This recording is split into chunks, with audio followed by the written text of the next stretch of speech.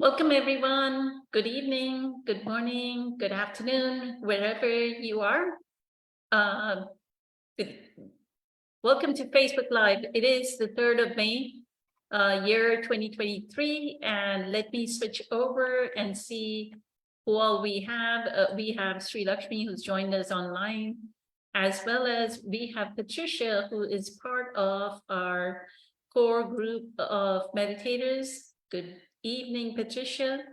I think Caesar may be running late. I'm going to look at my phone real quick and see if I have a message from Caesar. I know April and Kelly will not be able, so I don't have a message from Caesar. So he may be joining late. One of the things, Patricia, that I wanted to discuss, I wish the others were here so that we could actually discuss this. I wanted to continue on your question from the workshop where you were asking what kind of information does, like when you have an injury, Right. what is the information that we can have, right? So what I wanted to tell you is, from my experience of how I observe my past. So this is what presence practice does, right? When we have, and you're doing it, you are asking others first. You're asking others for solutions. The solution will not come from Kelly, or it will not come from April, because only your heart knows. Only your heart can read its soul and know what your karmic content is. Like that signature, you will not know. They are not going to be able to read and say, oh, Patricia, this is what it is about. Nobody can tell me what is my karmic That's content. true, but even with the Louise Hay's book, remember there is some kind of guidance. Generic guidance, but how does it apply to us, right? So one of the things that happens, and this we know from Abraham Hicks's, both Abraham Hicks and Teal Swan say, when we are not awakened enough, we don't have enough presence power, the only way the universe can make us, force us to make a different choice is by, what they say, a contrast is given so that we send a rocket of desire to do something different, right? Like for me, with a mother that would torture me with physical abuse and verbal abuse, right? Like I would look at her and I remember even as like a 7-year-old child, I would look at her and go, she has a master's and she's educated, and why does she have to use that language, right? And at 7 years of age, and she would use profanity, just like how people here say F this, B this, they MF, they just flow into like a string of profanity, right? Like what they say, cussing like a sailor. She would do that in our native language. And like I would look at her and I would go, why does she have to do that? And I made the decision to never use profanity ever in my life. And I've never used profanity, not a single time. Not in my language, not in English. That's something that even my ex-husband used to appreciate about me, that I would say words. I would be skating, like, but I had a pain body with him. I would say scathingly something, but it would be words like made perfect sentences. It would never be profanity. Like I would never put anybody down with profanity, no labeling. But I decided that as a 6-7-year-old child, looking at my mother having so the contrast is given so that we can make a different choice. But that was not an injury, like physical injury. Right? But that's the same thing with injury too. I mean, whether it's emotional, that's emotional injury, right? Injury is injury, whether it's physical or emotional or psychological. Injury is injury. What it is it's action and reaction. It's cause and effect. That's a universal law. Something is causing an event to happen, right? Then we have to look at it. If you remember, we used to do a meditation from Sacred Acoustics where they would say you're going down a path, look at your past event and look at it from the other side, right? Find the different perspective of that event, right?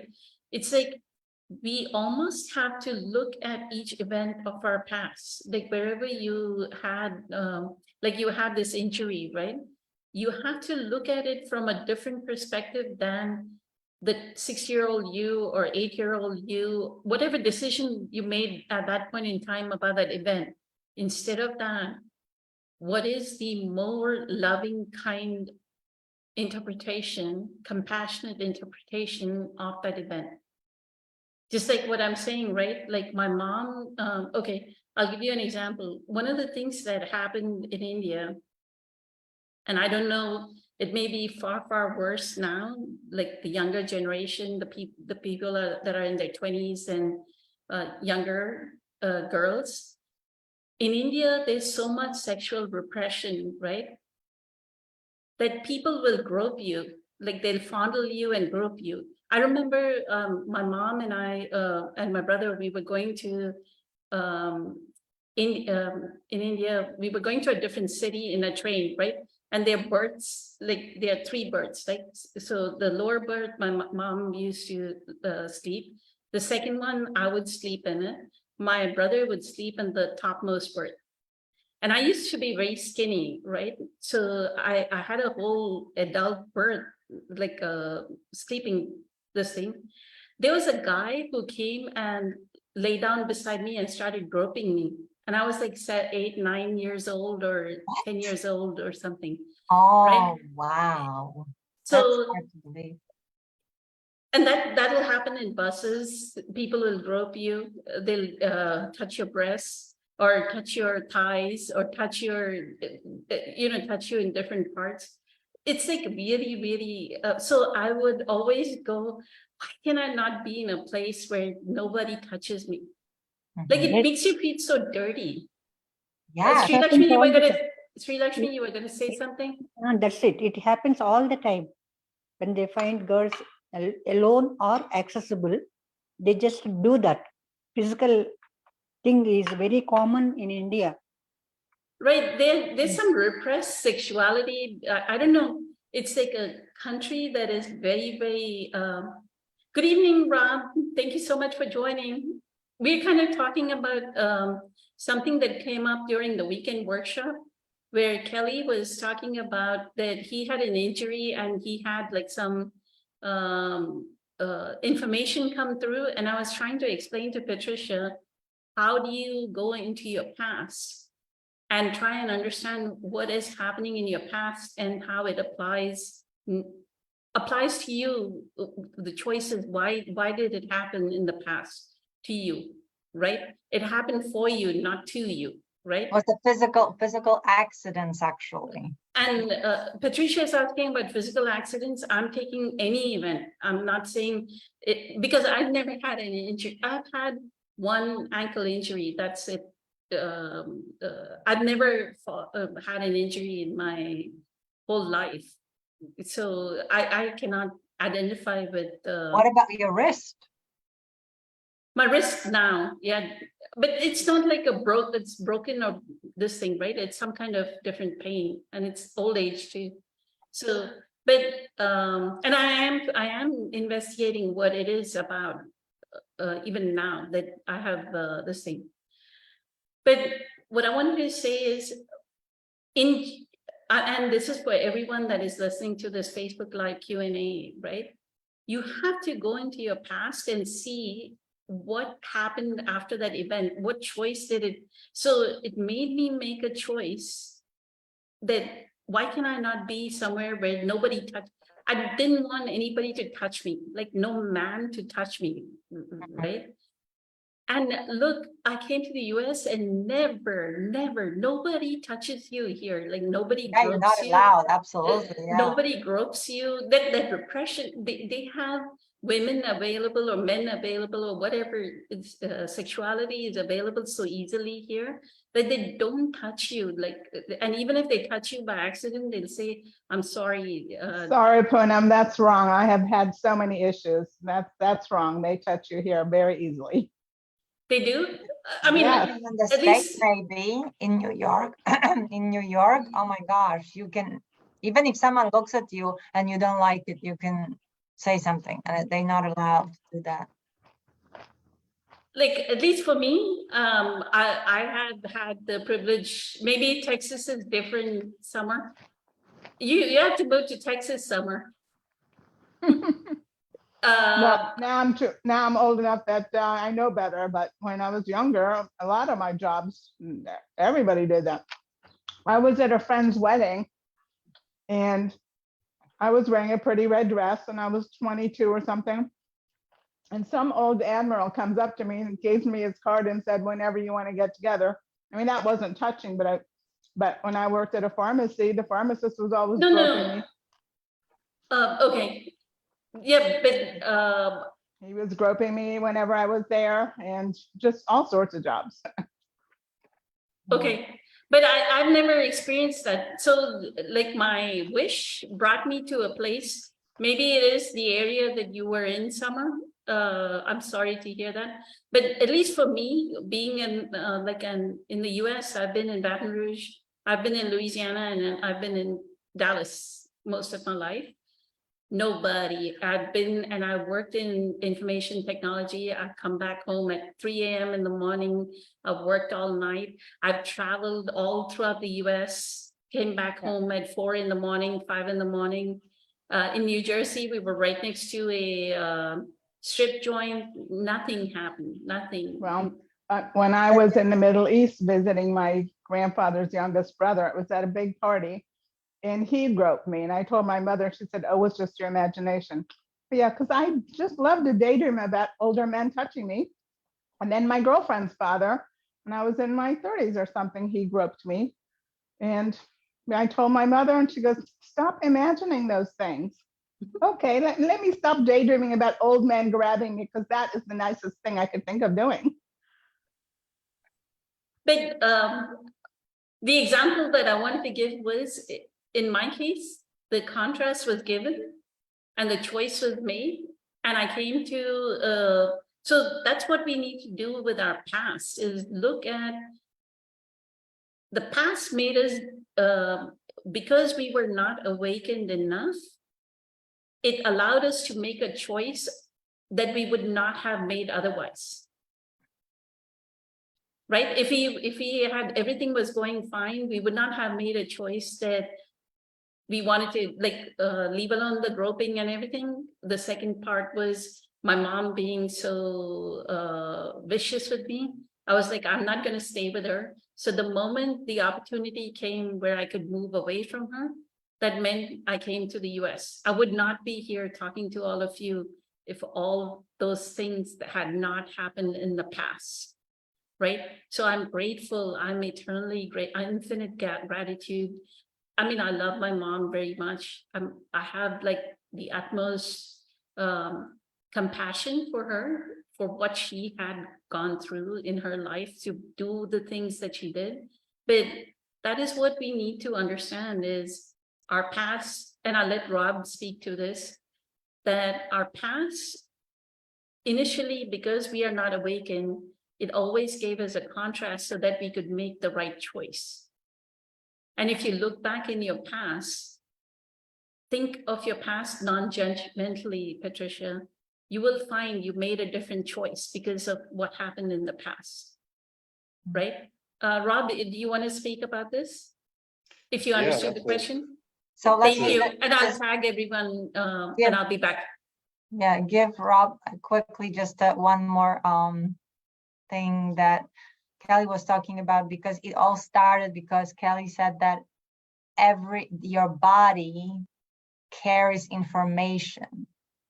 So it stores information. So that's why we started talking that every injury has information. And then, you know, in order to heal it or understand, you have to process a lot of things. And he said that his fingers, right? It took him, or what was it? His knee, I'm sorry. He was starting to do Qigong when he was young. And every time he did a certain breath, one of his knees were hurting him. And he's like, why? He's trying to figure out. And then he said, it took me years to process that information. I'm like, oh my gosh, what was that? And then the discussion came, you know, that because I thought that, you know, maybe some chronic sickness or illness, yes, there might be something mentally that we constantly, you know, suffering, and that's why the body is defending itself. It's like, stop, no more. But I thought that random accidents, because I was describing accident that I had sledding with my brother, that up to this time, up to this point in my life, I still suffer every once in a while middle back pain because of that. So he said that was also information. I was like, how? There was a pure accident. But then we talked about it and explained, and now I know I gave away my power because I let my brother kind of, you know, challenge me. Yes, we can do it. You know, you're always so safe. Let's just slide this one. And then we had an accident that hurt my back. So go ahead. Okay, yeah, this is a good topic.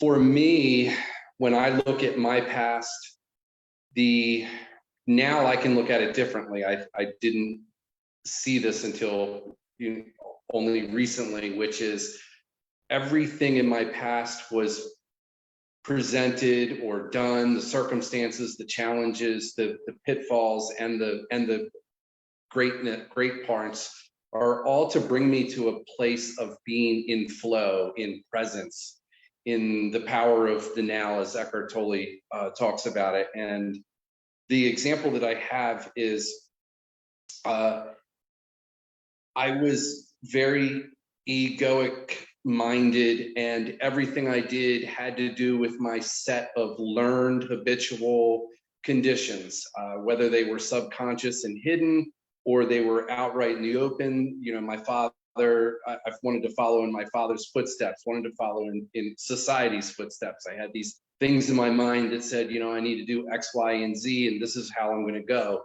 That's a man-made way, a mind-made way to live life. And I lost a 21-year career, and I'm now in a career that I would have never, ever guessed that I'm in. The divorce led to this divorce, spinal injury. I couldn't walk or stand for more than about 10 minutes or so. And it all was forcing me to go within. It was either lose my mind or go within and find the depth within. And it forced me to take a deeper look and to read bazillions of books, Eckhart Tolle's and Joe Dispenza's and Deepak Chopra and the Bhagavad Gita and the Tao Te Ching and the Bible, and all of these things wound up making sense to me. And my past, all of my past, even when I was a kid on the yellow cheese bus going to school, I remember saying to myself, I'm thinking about thinking. And why that popped into my head later when I moved out to Las Vegas and I was writing a book that was just flowing out of me. It was every morning I would sit out on the back porch and I would write this book, and all of the history made sense. Everything in the past made sense. I thought to myself, wow, even as a kid, I was thinking about thinking. And everything has led to this point to sit here and talk to you all from a place of peace. I've learned how to live life and let inner peace guide my life rather than these man-made, these mind-made ways of living. And that's not to say that I don't have challenges now. When I moved out here, I was mountain biking with my son, and I have a knee injury now, and I couldn't get back on the mountain bike. That's another dilemma. Like, I used to be a very active person, and the world is shaping me, and it's saying, hey, I have something better for you to do. Maybe I could be like a frequency holder. I can just be a very conscious person while I'm doing my work and having my son over for dinner or whatever. But every single point in the past, and there's no need for me to go through them unless someone wanted me to, but I can clearly see that my past was this mind-made self that led me to find out how to live life peacefully and allow life to just flow through me. Thank you. Thank you. But maybe just one example, because I'm very curious, because I asked Kelly, it's like, if I specifically, it was a middle back, because every part of the body has a different information, I guess, attached to it. And then Poonam also offered, there's a book by Louise Hay, How to Heal Your Life, and certain parts, if you're feeling pain in certain, like ears, neck, eyes, you know, she kind of broke it down, and it's the old belief that caused it, and then the new belief, how to switch it to kind of heal it. And obviously sometimes you have to go to the doctor, but then sin no more after, because if you go back to your old beliefs, the injury can reappear, kind of thinking. So if you can give an example maybe of one event and one injury that had a specific information that you discovered, and then it changed the course of your life after. Thank you. Sure. Yeah. In 2005, I had a spinal injury and I had back surgery. And I re-injured my spine again. And it was because I was just bumping heads with life. I wasn't allowing life to flow. I wanted to make my way. I wanted to be a certain status. And later I had another spinal injury, and it was very debilitating. Went to Johns Hopkins. The MRI said, you're done. No physical therapy on this one, your immediate surgery. And I was diving into all of these books by all of these people. And I decided to not do surgery. And I've been listening to my body ever since. And I'm healed, by the way. And I'm more healed than I was from the first surgery. Osteoarthritis is not non-existent, except for moments in my life when I'm not conscious that I'm taking on a negative energy, or I'm not paying close attention to my inner vibration of peace, and I allow my circumstances to overwhelm me or overtake me. And my back will hurt. And I know my spine is hurting because of I've lost my vibration. I'm not on that peaceful plane. And if I need to step away and go take a breath, or sometimes it'll take me a couple of days to revamp. It's never horribly painful. It's just a twinge in the back, and it's reminding me that I lost my way. Does that help? That's what exactly. It's a reminder that, yeah, you changed. Yes, that helps a lot. Even relationships with people, I've noticed that if someone is not if they're not reciprocating, if I'm not sensing a peaceful vibe from the other person, I notice that that's me. I'm not setting the peaceful vibe up front. And so that's really helped in relationships. It's helped with work, and that is to maintain a peaceful vibe. And when someone comes into my realm and we're talking and something gets a little astray and I feel unsettled, I know that's me, that's not them. And even if they're angry Clark at the grocery store, as long as I don't let that in, I know that I'm in flow and I'm doing the right thing. So what do you do? Let's say if you are in the situation that the other person, you're feeling that, you know, you're losing, do you just excuse yourself and go somewhere to meditate or breathe or something? It totally depends on the circumstance. There are times when I've walked away. There are times when I couldn't regain my vibration. I'm in a totally different field of work than I ever was. I'm 51 years old. After a 21-year career, I had to learn something brand new. And so it's been pretty stressful at times. And I would lose it and I would come home and I could just feel that I'm off. And that would take sometimes a day or two to get my center back. It's never to the point where I'm, angry or frustrated or lost but I can tell I've lost my balance.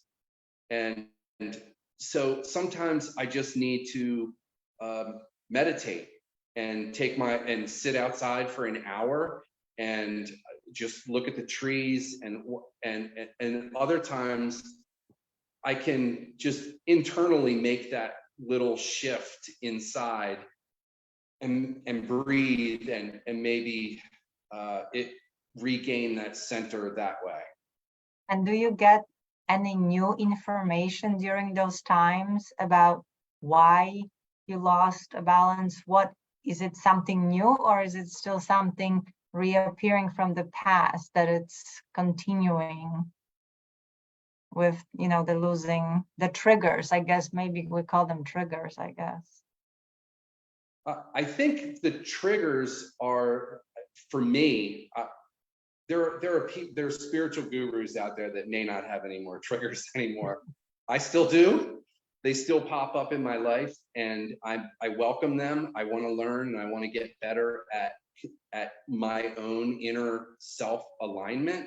And so when I get into a new environment and I'm triggered by something, I know that's my lesson to learn. And so I need to figure out, how do I surrender to that, like Eckhart Tolle says. So there's plenty of moments that are still triggering. They don't overwhelm me anymore, though. So they're still out there. I could be at the grocery store, and for a moment I'll find myself tapping my toes saying I'm in a hurry, and then I go, oh no, I didn't design this. The one consciousness put me in this line at the grocery store. I didn't trick the one. I didn't trick God or source energy. It's not up there going, oh man, come on, can you get through the grocery line? He's the one who made the grocery line. So I need to just relax. Or, I say he, and I use that word very loosely because I think we all know that, God is not this person up in heaven like a judge. But I do believe that it's the one consciousness, the Tao, from the Tao Te Ching, or source energy. Thank you. Yeah, thanks. But yeah, sometimes we say it because it's easier to relate, I guess. Thank you. You're welcome. Thank you so much, Ron. Thank you Sure. for your experiences. Incredible. Then the other part to it, Patricia, was like Kelly seemed to indicate that as though you had to go in your past and look at each and everything. Like, I would assume that is the conclusion that you would draw, that you would have to go into each and every event and dig it up and like kind of analyze and find out the reason why that happened. That's what you would end up doing. Is that true? Right, but I think, because my question was, if Eckhart Tolle says that all you need to do is be in the present moment and the past will dissolve, it's not going to be important. Why do I have to analyze it to know why? Perfect. If you are at that knowing, then you are correct. You don't have to analyze the past. How much ever Kelly may say, I got information, just because Kelly got information from his, he Yeah. said the body has, is the Akashic record, and he got information from the body, does not mean you have to go that, because remember recently I posted yesterday or day before, this week I posted something about Eckhart Tolle talking about digging in the past is like digging into a bottomless pit. Right. Right? The past has no power over the present moment, and the events of your present moment will show you where your past karma is. Because the events, just like the contrast that I was talking about, the groping, right? And then my mom acting the way she did. That contrast will always be awkward. If you're not awake enough to why what is happening in our present moment is happening, why we are creating this reality, it will always show us a contrast where we will make a different choice. Mhm. So let's say when you had this experience at work here, that you were harassed, Mhm. you healed it now, here, and then almost automatically, I guess, that your past was healed. You didn't have to go back and relive your past to heal it or analyze it or something. It was enough that I do understand from this, forgiving this event, that every time I was groped, every time I was touched, every time there was some kind of abuse, right, was because we come from a sense of lack and incompleteness. And our energy, when we are young, the person that made me understand this was Carolyn Mays talks about archetypes, that we have a nymphomaniac archetype. I feel as girls, we have that nymphomaniac archetype, that we want that attention. We want that attention, but we want it from what we intend is we want it from the right person, right? Like this person be the loving, kind, compassionate human being. But we it want ends up the being, person we are attracted to, not for but someone that because didn't- we are sending, and this is the answer to Summer's question, right? Good evening, Hugh. Thank you so much for joining. This is the answer to Summer's question, is we are sending out that signal, I'm not enough, I want attention, I'm not enough, I want attention, I'm not enough, I want attention, and the wrong person picks up that signal. The wrong person picks up, and the molestation happens. People say that, oh, I didn't attract that rape into my life, right? I didn't attract that molestation into Who my would, life. right? Who would? Who would? But it is, we attracted it because we are afraid that my mom used to put the fear of men into me. Oh my God, why don't you have to come back home before it gets dark? If not, you don't know who's going to tear you up, kind of like every day that fear mongering. Indian parents, there's a comedian, what's his name? Russell Peters. Russell Peters talks about how Indian parents train out of fear. Don't cross that road. There's a boogie monster on the other side of the street. You cannot cross the street. Like, we live out of fear. That's how the conditioning of Indian parents is, to put fear into their child, right? I don't think it's only Indian, because it was in maybe Poland as it's well. Right. Maybe it's cultural, that every parent in that particular, like if they were, my mom may be 90 years old now, right? 89 years old. So the 90-year-old generation, so they were born in the 1930s, 1940s. Anybody that was born in the 1930s and 1940s, I'm thinking that they all came out of the same. The generation was to let me put fear in my child, and Yes. and so what are you Parenting by fear, exactly. parenting And by fear? it And was what are not you enough. what are you signaling to the whole world? I'm holding this limiting belief. Yeah, I'm sure in summer that her mother, and her mother was terrorizing, well, like she was the principal of this thing. So she was a very militaristic upbringing. I used to shiver in front of my grandmother. So look at my grandmother and I wouldn't say a word. I was that scared of her. And my mother was her daughter, right? So I do understand, and that's where the compassion arises. Like she was raised in that kind of environment. She's a byproduct of her, like Dr. Joe says, right? The environment is signaling the genes. The environment signaled her genes to be the way she was. So instead, So, like, mhm. now I lost my train of thought. So what I wanted to say is, you don't have to delve into your past and dig your past out, but you will have, as Rob said, right? We begin to understand why, like I begin to understand all the groping and all the molestation and everything that happened to me. Why did it happen to me? Because I came from a sense of lacking incompleteness at that time. I wanted that love, please come love me. Nobody loves me, because my mother was that unloving person, right? And she was a single parent. And so where are you going to, and I'm being raised by a single parent, there is no love in the house, right? So you're looking for love. And the moment you look for the approval, the attention, you get attention from people on the street.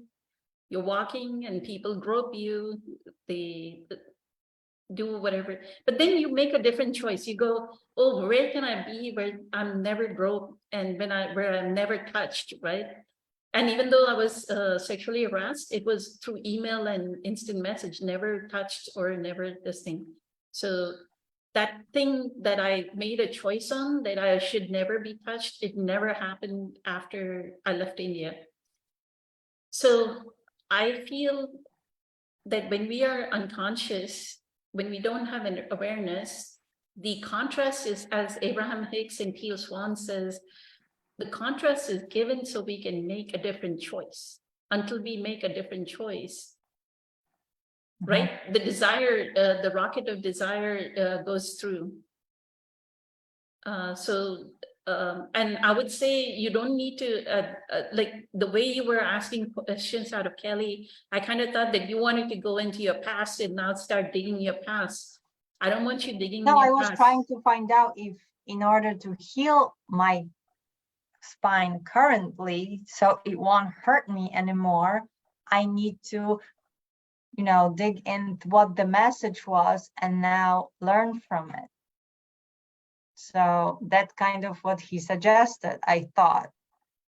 And the But it's message always, is, the message is always important, he said. the I mean, message is, the message is if you use Dr. Joe's teachings, you will envision yourself as having no back pain. That you're walking, you're in your 90s, you're in your hundreds, and there is no back pain. Never, ever do you have any back pain whatsoever, right? And every time you go for a healing, that's what you're going to set an intention on. Like when I went for my healing, I set an intention that I wouldn't feel pain in my wrists. And almost like 80% of it is gone. I have like a little bit of discomfort, but 80% of it is gone. So So the cells will give away their conditioning in a sense, right? Because each cell holds the memory, right? So you're just rewiring. So somewhere, I don't know what I was listening to. Dr. Joe says, it's the genes hold them. let me try and remember. If the patterns, everything is a pattern, right? Everything is energies, whether it is your tissues, your body, your cells of your body, everything is patterns and patterns and patterns of energy, right? Energy carries information. The more coherent the pattern, the more coherent the energy and information. When there is coherent information, that coherent information informs matter. And coherence means the heart, right? The heart coherence, the source. The more you get into knowing yourself as energy, the more coherent, and Christina actually has had beautiful healings with her son and herself. The more coherent you can be during the healing, your meditations, the more you can raise your vibration during the meditation. Really get into why are you doing the meditation, right? Listen to the introduction, listen to his lectures, listen to why he's asking us to do like the blessings of the energy center and how to do it more and more properly, right? Doing the breath work more and more properly, like exactly how he asked us to do. Because the moment you do that, pulling the mind out of the body breath work, right? Blessings of the energy center 4, you'll know that there's something like for me, when I do the breath work, I get like a lightning experience in my brain. Like it goes off as lightning bolt. Right. And a lot of people say their brain pops, right? That's how it feels. Like when you do it correctly. So if you're not doing the breath work correctly, then that means the effects of the pineal gland, however you pronounce it, pineal gland. Pineal The pineal gland will not activate, and that's your radio receiver, right? Hugh, did you want to ask any question? I know you're unmuted. Yeah, I was just sitting there listening to you. What Patricia was talking about, what Kelly said, and it was all about past when Kelly was talking about. It took him 8 years from to get the breath flowing up to his knee. If you remember him talking about that, you know. So what he's talking about, and you're talking about Joe Dispenza, it's just like two different worlds, you know. In regards to how is it two different worlds? well, he was focusing on the past, like scars on his body, and he was reanalyzing the past. Right, Yeah. and that's what I was saying. You don't have to analyze your past. Yeah, I know. I mean, I've seen what you said to Patricia. But speaking of analyzing, I'm going to switch it up a little bit. Analyzing saves me every time, because what happens when I get around an unconscious person and they start acting up, I go and I start analyzing, like, okay, this person's in pain, and it saves me from reacting, you know. I mean, I don't know how you guys deal with that, but on the fly, you know, trying to avoid them triggers, it really for me, I used to fly off the handle, you know. And analyzing helps me, but again, I think that's like instant analyzing, you know. That's not analyzing. That's just an observation that that person is unconscious, and so I need to take a few deep breaths, get into your body, get into the middle of your body, right?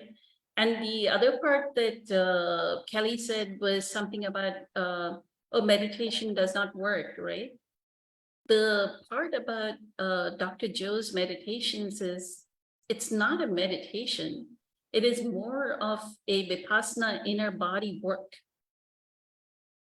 right? Because Dr. Joe has a lot of breath work with his meditation and a lot of attention into the body. Like when we do Blessings of the Energy Center, we are actually putting all our attention on our body, right? So it's not like a meditation where you're just sitting and okay, I'm going to zone out and that's my meditation. But Qigong is a form of meditation as well as it's a practice, right? Being familiar with your body, energy, blood flow.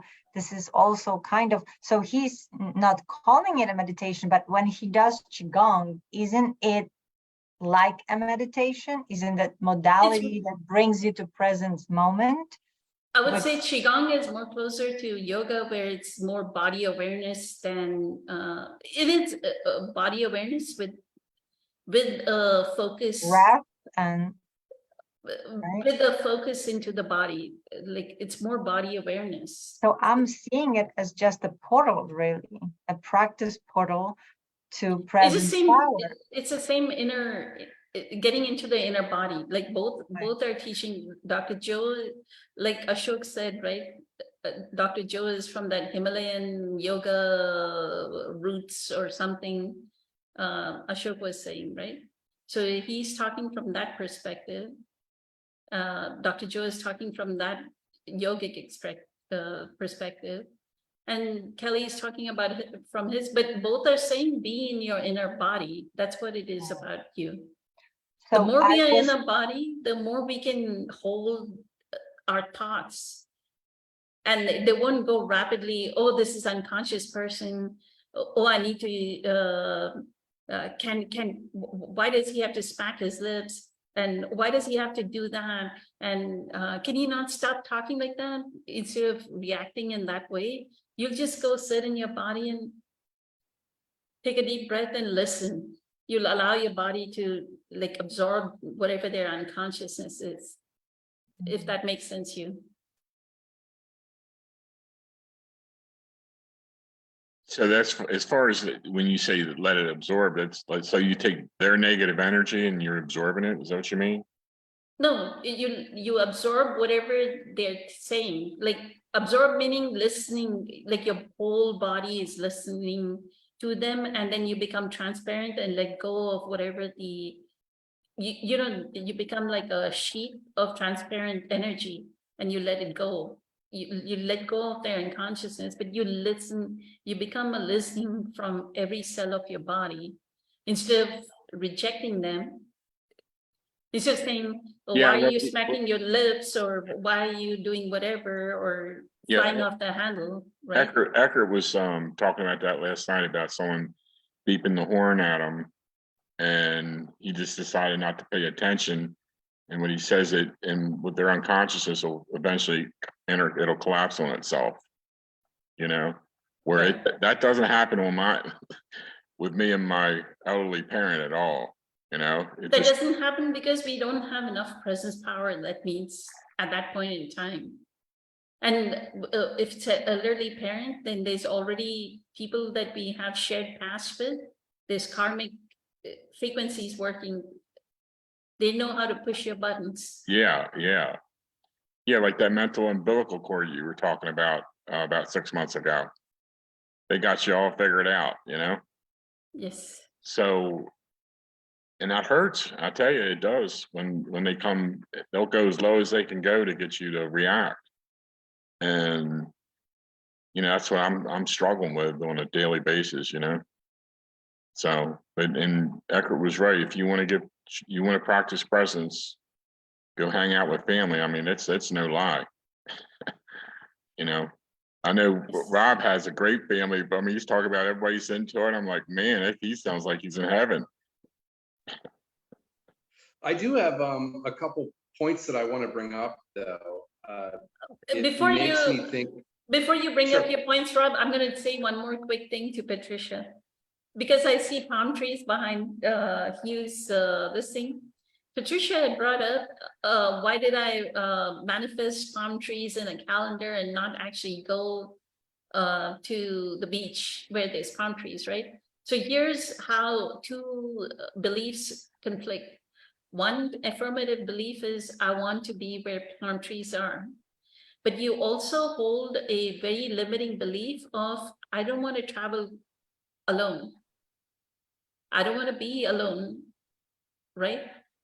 So a person who does not want to be alone, how are they going to transfer to a place where there's palm trees? They will get a calendar. A lonely person will get a calendar in the form of palm trees, right? Why did it manifest as a calendar? I'm trying to explain it to you. That And over to you, Rob. That sucks, but Open thank yourself, you. Yes. get off the limiting belief that you cannot travel by yourself, and you will end up at a beach where there's palm trees. Go ahead, Rob. Thank you. Good point. I like that. Yeah. I guess a couple things. One is in my own life, I noticed that I was good at, say, presence power in one area, but not in another. And I think we all are like that. We have areas in our own life. And so for a real world example here, driving does not affect me. I don't get frustrated if I'm in a lot of traffic. Other people do. There is an area in my life that would be triggering and that would bother me. And so the point I want to make is if all of us as individuals look into our own life and say, where is the area that I'm a success at? It doesn't even faze me, because you were talking about being transparent and letting that whatever negative energy is out there coming at us go right through us. I can let that negative energy of traffic congestion go right through me. Someone else might not be able to. But there are another area in my life that doesn't just go right through me. It takes some work.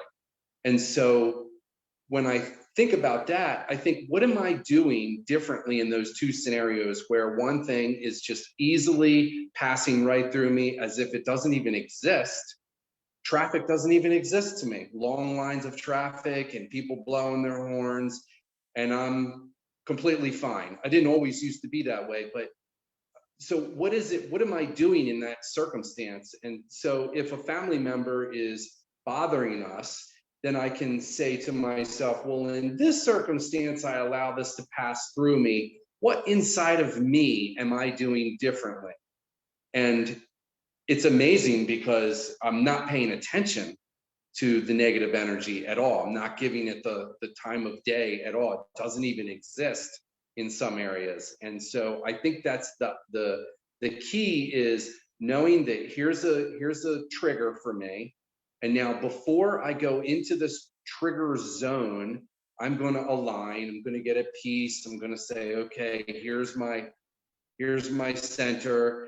I'm going to walk into this triggering zone, and I'm going to see how long I can maintain peace. And I'll maintain peace for maybe a second, a nanosecond, maybe I won't be at peace before going into it.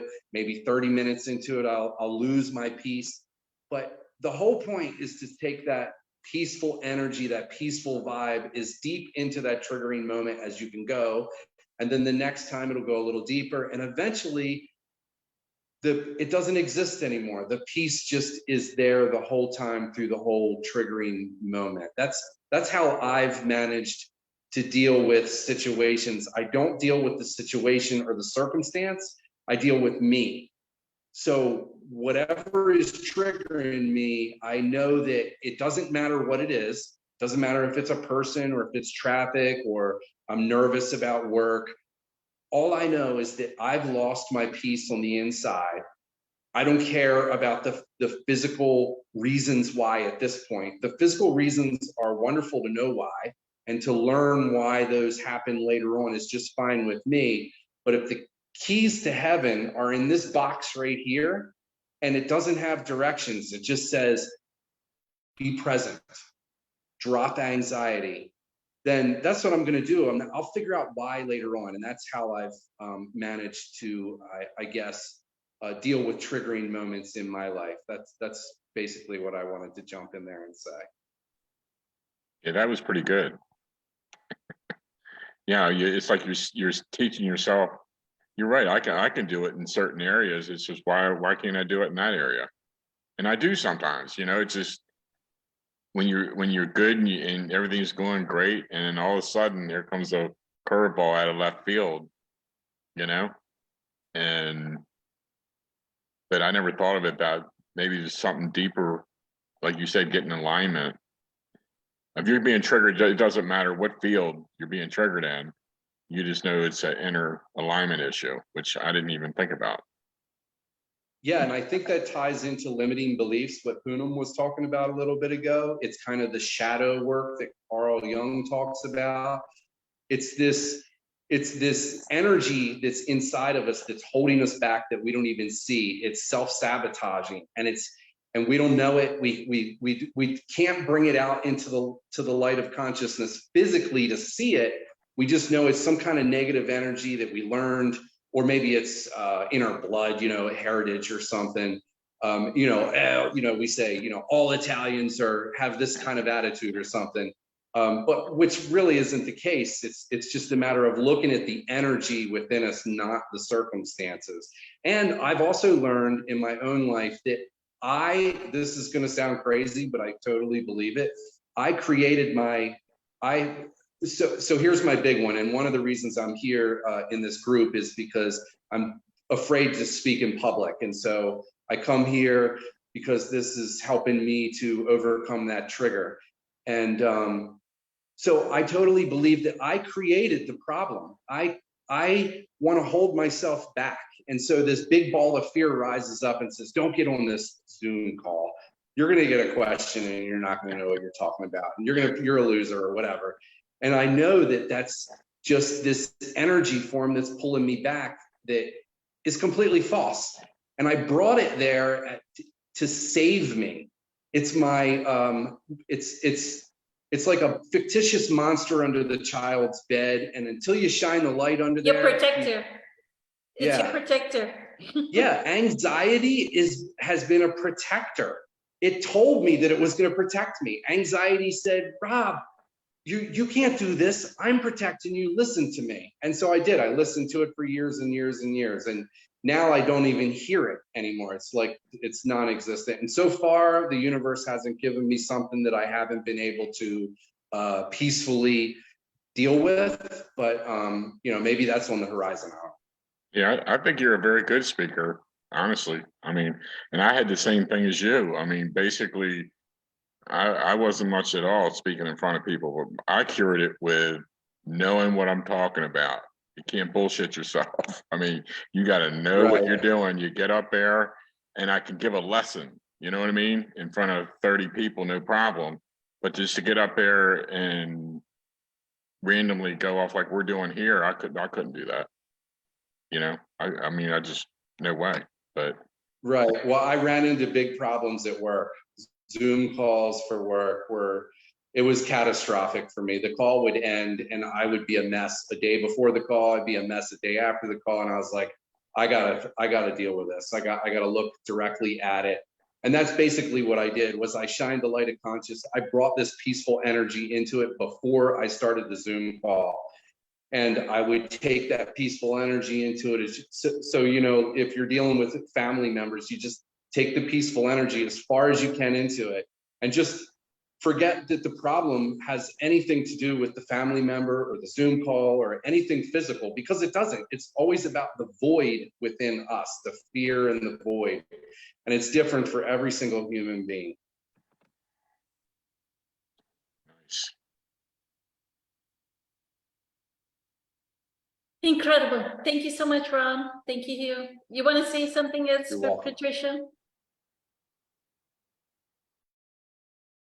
Did it help you?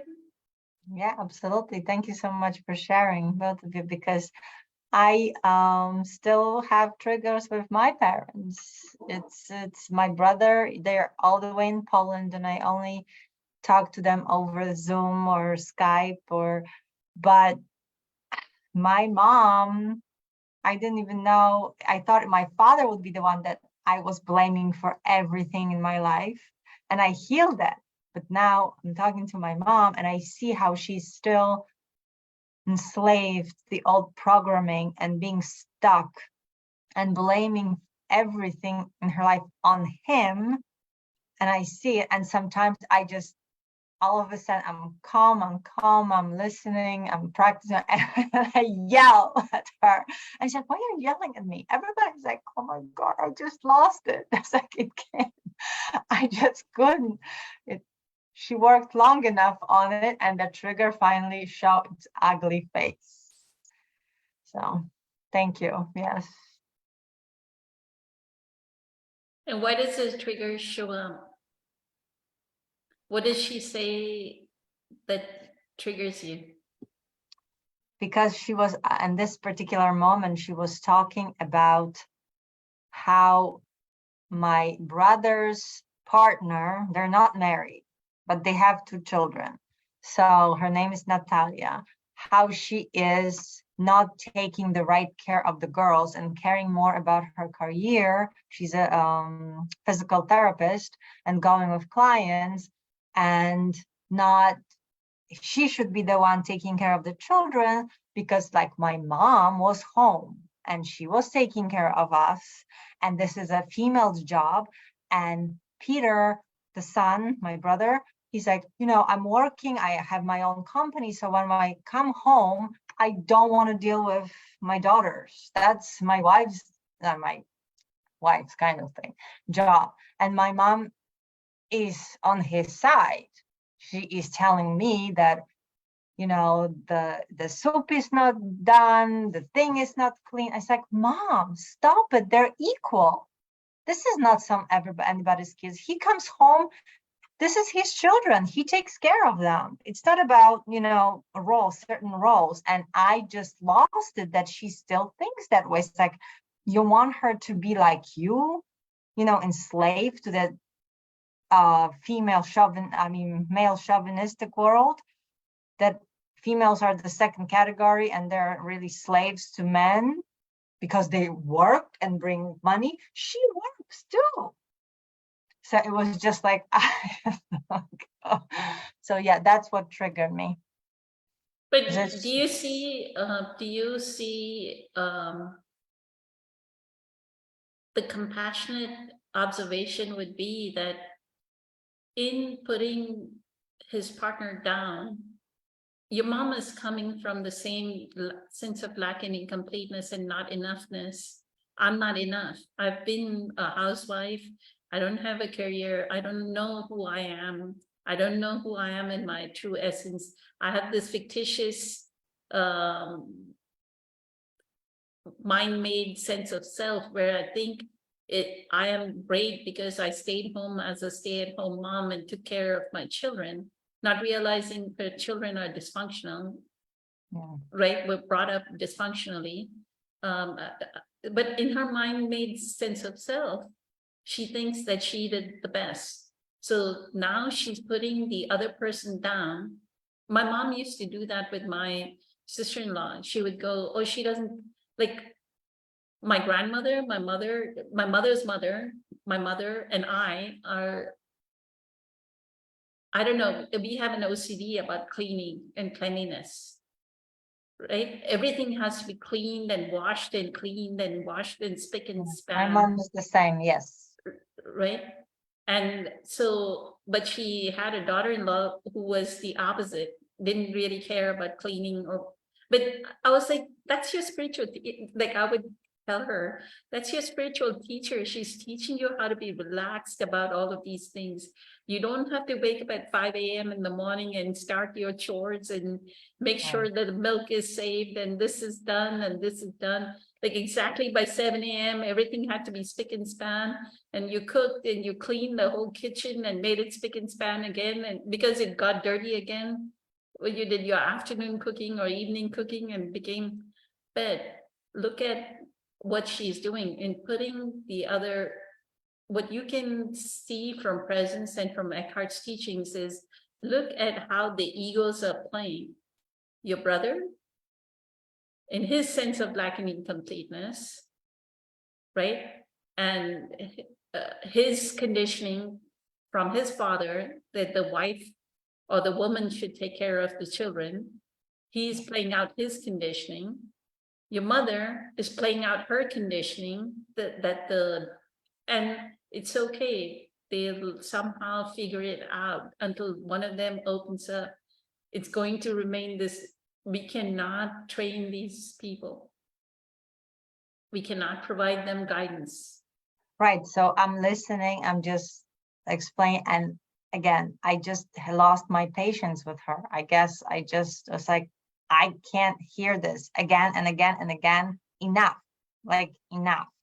This is not how the world works. It's a different generation. This is old conditioning. You know, this is a different woman. Let her live her life. This is not, you're done with raising children. You don't have to raise anymore. The grandchildren. But she will, until she takes her last breath, that that dynamic, that karmic, they're entangled. The partner, the daughter-in-law, the however you would call her, and her. I mean, it's like what? Yeah, it's like Until that- your mother, she will keep putting her down because that's what gives her her sense of self. Do you see how the ego is playing? Her sense of self comes from putting the daughter-in-law down by taking care of her grandkids, right? Mhm. She is saying, look, I can take care of these kids better than you can. Right. The ego is saying, I can do these things better than, I can bake a cake better than you. I can make a soup Yes. better than you. I can keep the kitchen better than you. Right? Yes. That's exactly So right. that's the ego playing, and let the drama play out. All the world is a stage, as Shakespeare said, right? Yeah, and I kind of took myself physically out of the equation, so she can't do it that much to me anymore. So yeah.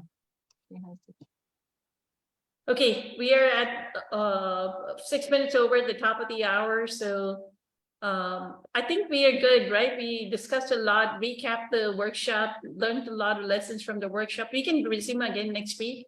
Maybe Kelly and April will join, but what I wanted to set right is keep doing your breath work, keep doing your meditations, and you will have your own way into presence, right? you will have your own miraculous manifestations. As long as we are doing the work, each one of you will have your own miraculous manifestations. To that, what I wanted to say is, you were asking about manifestation. I told you one, right, about the risks. The second thing is, I don't know if you'll realize, when I was there in the apartment, so I moved into an apartment in 2016 because my son, I moved to something closer to where he was going to school, right? The only criteria for the apartment was that it should have covered parking because we have tornadoes and hailstorms here, right? So hailstorm, meaning I wanted, normally apartments have those temporary roofing kind of parking spots. So I wanted like something that was solid. So I got into an apartment that's like an urban apartment in Hoboken. I've seen it in Hoboken, New Jersey, but they're towers and there's a parking garage and you just park your car at the level that you're at in the garage, and then you get into the apartment. Now, my apartment ended up being right next to the parking garage. I wanted it that way. I didn't want to walk with groceries like way into the building, right? So I got the parking. I got the apartment right next to the parking garage. It was, as soon as you opened the garage door, my apartment was right there. But that also implied it was on the west side of the building. And somehow, because it was enclosed building, I got no sun. I did not get any sunlight from 2016 till 2023 until I moved. I did not have enough sunlight in that apartment. I mean, I would go out and I would have sunlight. If I went on the patio, I could see sunlight, but really sunlight coming into the apartment, I would not have sunlight. The other thing was my cabinets were it was white granite, the countertop, but the cabinets were dark, brownish, very blackish, kind of very dark. And every time I would look at Anthony Williams's Facebook Live, I would go, why can't I have something like that with its white backsplash and white cabinets, right? So I signed up for this house, right? Then the second thing, what I wanted to say is, Patricia, so somehow, like I did not say I want a kitchen like Anthony Williams, but there was a desire. Like the moment I would see his white cabinets, and I'm talking about manifestation, this is how manifestation happens. the desire to light that thing is so much, right? So I liked his white cabinets and the white backsplash very much. And then I would go on to the 4th floor garage and I would walk, do the walking meditation. It was open, like the very last floor is where there is no roof, right? To the ceiling to the garage, so you can walk in the sun. So I would go there, but it was on the west side of the building. I never saw the east side sunrise. And I would always go, oh, why can't I ever see sunrise? I can always see sunset. I mean, I would go every day and go see the sunset, but I never saw, I mean, if I wanted to see sunrise, I would have to go out on the street and look at sunrise, right? Now I'm moving to I signed up for this house, not realizing it's a cookie cut house. So I get what the builder gives me, right? I didn't make any choices. I didn't make any this thing, what colors it is, what cabinets it is, this thing. I walk into the house and it's white cabinets and white backsplash. Second thing that that I had lost from moving in from the house to an apartment was there was no fireplace. This house has a fireplace. My bedroom faces the east, like northeast, the same. Perfect. I see at the moment I open the blinds of the bedroom, the sunlight is coming through. Like all my living area, the sunlight. I'm like, oh my God, look at how the universe manifests itself. And it's not like I went, oh, tuning into new potentials, give me a sunrise. It was just that I would walk on the west side of the building and go, why can I not see the east side sunrise? I can never see the sunrise. I can always see sunsets. I So can your never soul- see sunrise. Your soul kind of wanted that, right? And Now every day I see a sunrise, mm. right? So what is the point of those tuning into your full potential if it doesn't work that way? If I can't imagine stuff and then it will appear, what's the point in the meditation? I thought that was the you don't imagine stuff. That's what you're mistaking. You're not understanding the meaning of tuning into new potentials meditation. Listen to his introduction and listen to. Oh, I know it shows up, but you don't. What he teaches in the tuning into new potential. If you listen to Becoming Supernatural and the chapter on tuning into also new you potentials. write what you want, and then the emotions, higher emotions that What you're working on is the emotion. You're not working on what you want. You're not saying, I want this certain car. I want a red car with, you're not thinking, I want a Lamborghini, which is red in color with a sunroof or whatever. You're not thinking that. What you're saying is what is going to happen when I have a nice luxury car? When I have a nice luxury car, I will feel empowered. I'll feel comfortable. It'll feel good to be in that car. It'll feel smooth to ride in the car. And you're working on those emotions that you're feeling that you're. Palm trees. I was imagining myself running free on the beach and like with this. But you had an opposing limiting belief that I cannot travel alone. Those two things cannot work. Then to manifest this, you have to go. How do I get rid of that limiting belief that it's holding me back? You have to let go of your limiting beliefs. You have to delve into your limiting beliefs and let them go. That you can travel alone. Like I went to the advanced retreat all by myself.